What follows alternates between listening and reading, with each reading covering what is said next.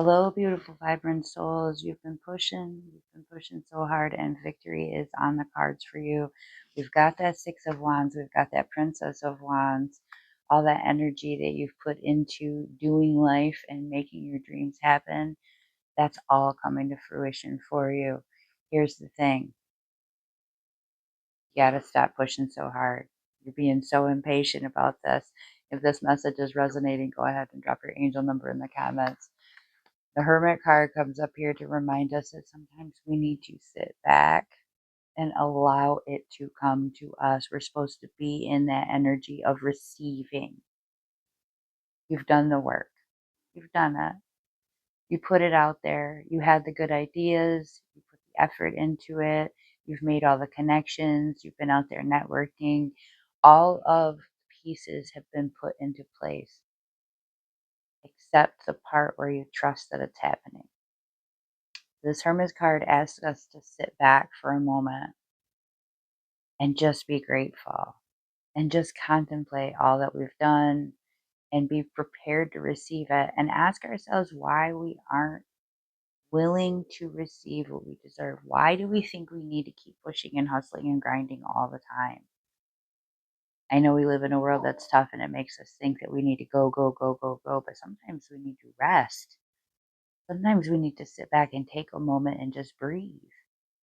And it's in those moments that we are showing the universe that we trust the process, that we trust what we've done, we trust the work we've put out there, we trust that our manifestations are coming to fruition for us because we let the process work. If you are out there tending to your garden and you are just constantly buggering them plants, some of them aren't going to come up. Some of them just need to be left alone for a day or two. They just need to absorb that sunshine. They need to soak in that water. And you're going to go out there in a day or two and you're going to realize that was all it needed, was a little bit of time to marinate. It just needed what it needed. You didn't need to be on it the whole time. You didn't need to stand there in front of the microwave and count them last 30 seconds down. You know that 30 seconds is going to happen, even if you go enjoy your life. If you go take a few moments with your family, go breathe deep, you go work on that book, go sit there and make some art, you listen to some music, you do a little dancing, you enjoy the sunshine, you have your coffee, have some tea, take that nice long bath. You do what you need to do to enjoy your life because that's the energy of receiving. Trust the process. Beautiful, vibrant soul, this message is of pride, and I want you to drop in the comments one thing that you are proud of yourself for. Now, I want you to think about all of these features that you look at in other people around you, the people that you love, the people that you admire. And I want you to think about one of those qualities that you admire them for. And then I want you to turn that on yourself. Because every single time you see a quality in another human being and you say, I love that about them, what you're saying is that you love that about yourself as well.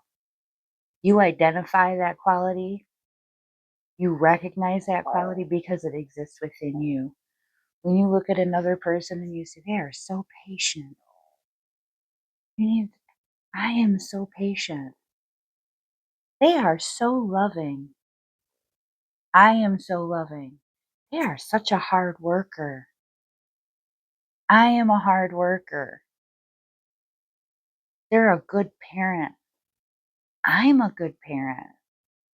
All of the things that you admire in other people, that is your consciousness speaking to you and letting you know the things that you value and recognize within yourself, except you haven't been able to turn it around on yourself yet. You can recognize it in other people, and you can be so proud of those other people, and you can think those people are so amazing. You're struggling to give yourself that same kind of positive reinforcement. You're struggling to give yourself that same affirmation. There is nothing wrong with pride. Pride is what keeps us going. Pride is the kind of standards that we want to live up to. Proud, pride gives us ambition. Pride shows us the kind of direction that we want to go in.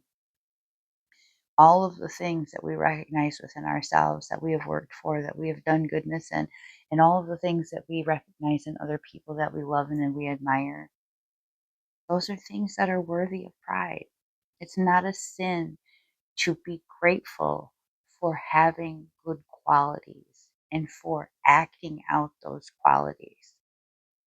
The type of pride that's sinful is the pride in material objects and thinking that nobody else did anything for you. That kind of pride is this pride of ignorance. We're not talking about that kind of pride. We're talking about pride in real things, real honest things that gave you opportunities to grow. Beautiful, vibrant souls, the message for the collective that has come up for us is our Divine Mother. Go ahead and drop your angel number in the comments if this resonates. You have had to learn how to mother yourself. You were not provided that space of safety and security. You were the person that was almost like a treasure. You were a token of another person's life that they would carry around. But then behind the scenes, you were admonished. You received underhanded comments that broke you, crushed your self esteem. And in front of everybody else, it didn't look like that. In front of everybody else, it looked like they were the A plus class one mother. Behind the scenes, you were struggling to recognize all of the good within yourself. You questioned whether or not you'd ever be good enough to just receive love, or if you constantly had to perform for it. And it's with this pain that as you grew, you discovered that there were aspects of your life that you were struggling with. Your compassion and your nurturing sense existed, but you didn't really know what to do with it. So you had to learn, you had to teach yourself, you had to become the mother that you deserved. And through this process of learning and growing, you discovered these deeper strengths and emotions that you have that draw other people to you. They look at you as a sense of a direction in how to heal, now to work through those difficulties, those attachment problems, those insecurities that people suffer with. They look at you and they say, "How did you do it?" And you say, "I don't know. I don't know. I just looked at myself as a little child and I said, what did I want to hear? What did I need in those moments? What did I deserve in those moments? You did a great job. Even when you thought you didn't do a great job, you did a great job. You make beautiful art. Your love is enough. You existing is enough. And you learned how to become the parent that you needed in those moments. You became the most nurturing, compassionate, beautiful, healing soul that anyone has met because you are that person. You deserve that love. You did such a great job with that. I am so grateful to be a part of your healing. Thank you so much for being a part of mine. Many blessings.